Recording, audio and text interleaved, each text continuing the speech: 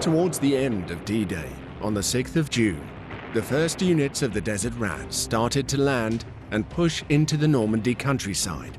Despite months of training in England, the challenging terrain was an immediate shock. This was Bocage country. No one knew about the deep lanes, the high hedges. Hadn't got a clue. We plunged through the hedge and then hurtled down about 15 feet into the road. And such an impact that the driver and co-driver were killed. They were small fields with very high hedgerows on 5-foot banks. Bocage country was brilliant for the defenders. Field after field, bordered with thick bocage, gave the German defenders well-prepared cover, overlooking wide-open killing grounds. It was hedges all the way around, so each meant it was a little battlefield. The Germans fought in that one, and then they got pushed out of that, they fought in the next one. For those tank crews who have been used to fighting in North Africa, it must have come as a great surprise. The last thing you want as a tank commander is to have that feeling of being closed in. Best thing we could do was to try and blast a hole in the hedgerow. And the best way to do that was to get an army bulldozer. That took time. It took time trying to get hold of a bulldozer because they were in great demand. On the 12th of June, the Desert Rats were ordered to take the village of Villers-Bocage in an effort to outflank the elite Panzer Lehr Division.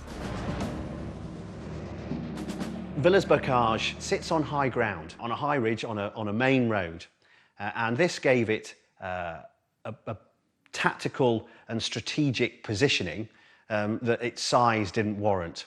So for the Germans and for the British, they would meet at Villers-Bocage in what became in many ways a totemic fight that epitomised the Normandy campaign. Units from the 7th Armoured found the village unoccupied. By the morning of the 13th of June, they were spread throughout the village and on the approaching roads in and out. Everything seemed calm. And we came in, beautiful day. People came out on the streets with flowers and cider and Calvados. And we thought, this is great. No sign of any Germans. What the Desert Rats did not know was that lurking in the cover was an SS tank ace, commanding a troop of Tiger tanks. Michael Wittmann was Waffen-SS Panzer commander. He'd come to excel in the fighting in Eastern Russia, where he'd become one of the Panzer aces. When we got to Villers-Bocage, from nowhere it would seem, a troop of Tigers came from the east, and one of them proceeded to conduct absolute mayhem.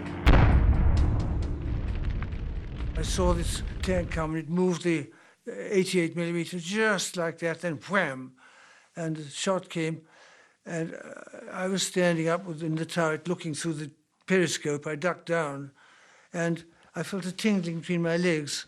I thought, well, lucky my legs were apart, I knew that the shot must have gone between. All I could see was a massive flame from the engine.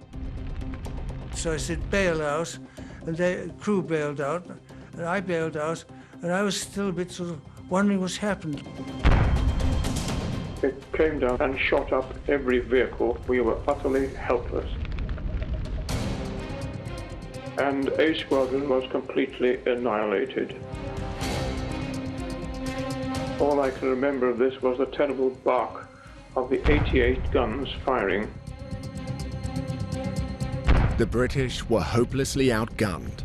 In just 15 minutes, around 14 tanks and up to 15 other vehicles were destroyed. Wittmann caused havoc before he was trapped and his Tigers destroyed, losing irreplaceable tanks. However, the equally unexpected arrival of the 2nd Panzer Division left the British dangerously exposed, forcing a humiliating withdrawal. They had taken heavy casualties, losing over 55 tanks and armoured vehicles. In Villers-Bocage, young men who had been alive that morning, and there they were lying down in the square dead. And you think, well, you know, that's going to happen to anyone, you know, in this campaign, but you just have to live. Montgomery used the desert rats as his trusted veterans from North Africa. But in the Normandy campaign, they would come under criticism for being too cautious or having lost their edge. In some ways in Normandy, the 7th Armoured Division become victims of their own success. They were brought back, as we know, to be a veteran formation, and everybody expected great things of them. They were going to be the wonder weapon amongst the British armoured divisions. And so as a result of the Villers-Bocage problem and some other general feelings of what Montgomery would refer to as stickiness, that lack of aggression, he then decided to sack some of the senior commanders.